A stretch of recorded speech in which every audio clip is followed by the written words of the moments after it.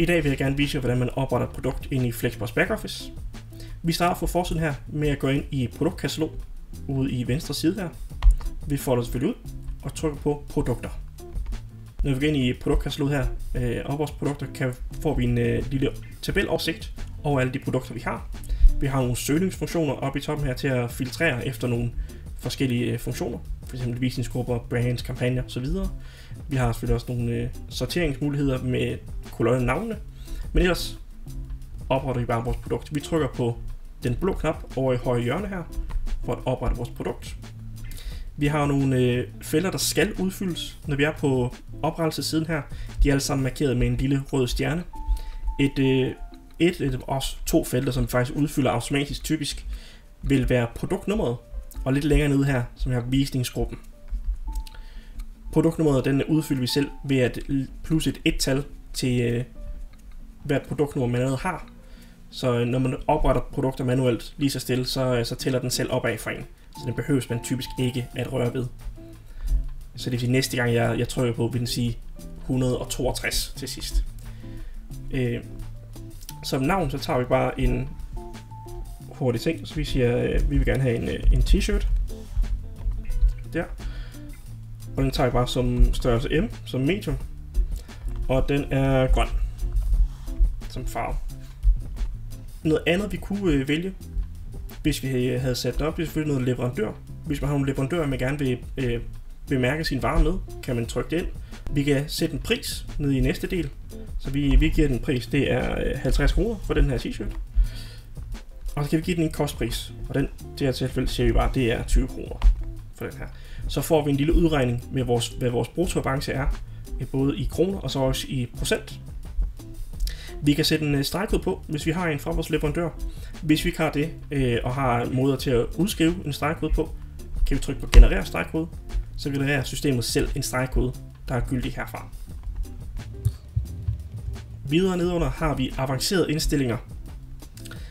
Her har vi lidt mere, også lidt i navnet, nogle lidt mere avancerede indstillinger, der har nogle lidt mere specifikke funktioner. Nogle meget gode at huske på, det er f.eks. bongtekst og fuldt navn funktioner her i toppen. Når man opretter sit produkt, så vil den automatisk udfylde bongtekst og fuldt navn funktionerne med det du har sat i navnefeltet. Men hvis du går tilbage bagefter og ændrer i navnefeltet, vil den ikke selv ændre i de her to felter. Bongtekstfeltet er det, der bliver brugt på kasseapparatet til at beskrive navnet, der vil være, så det er den, der vil stå på kvitteringen til kunden. Så hvis man ændrer navnet og også gerne vil ændre navnet, som kunden kan se, skal man huske at ændre bongtekstfeltet. Videre herunder har vi for eksempel nogle moms-funktioner, hvis man har produkter, der kræver forskellige moms-satser, eller at hvis det er noget genbrug, at moms skal ikke være på varen, kan man slå det til og fra, så ændrer den selv lige satsen til at være 0, eller 25 som standard. Vi har nogle funktioner til at undlade lagerhåndtering, så man kan slå fra. Der er også funktioner til, hvis man har en webshop-integration, til at slå synkronisering af varen til og fra. Også vil man gerne vil slå fra, at varen er gældende, når man giver rabat. Så om der skal være rabat på varen, hvis man giver en total rabat for eksempel, der påvirker alle varer, skal denne vare så også tages med eller ej. Så har vi nogle funktioner, der også påvirker udseendet på selve kassen. Så vi har sorteringsrækkefølge. Det er en nummerrække, man kan give produktet, der angiver, hvor i den nummerrække, man ellers har sine andre produkter, hvor det produkt, du er på lige nu, skal fremgå. Alle vil som standard starte på 0, og alle produkter har samme sorteringsrækkefølge. Nummer vil følge en alfabetisk rækkefølge. Sætter man et andet nummer, som for eksempel 10, så vil det være den 10. i rækken. Så hvis du har en 8, 9 og så videre nedad, så vil den her 10'er komme efter dem alle sammen.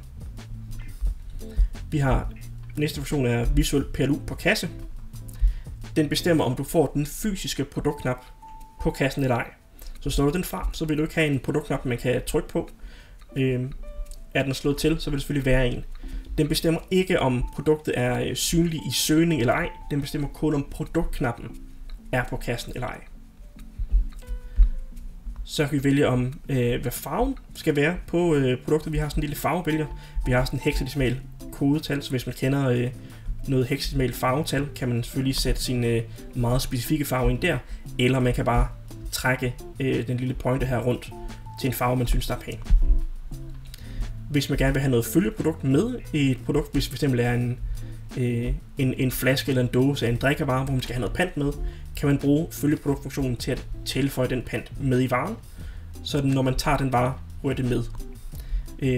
Vi har produktbilleder, så hvis man gerne vil have nogle produktbilleder med, kan man vælge sit billede her. Holder man musen over den lille sorte spørgsmålstegn-figur her, fortæller den, hvilke dimensioner og filstørrelser, der er påkrævet, også formater på billederne. Ønsker man at lave varianter, er det vigtigt, at man husker at udfylde mindst én variantfunktion hernede i bunden, som f.eks. farve eller størrelse, ellers vil produktet, du laver, bare være et almindeligt produkt.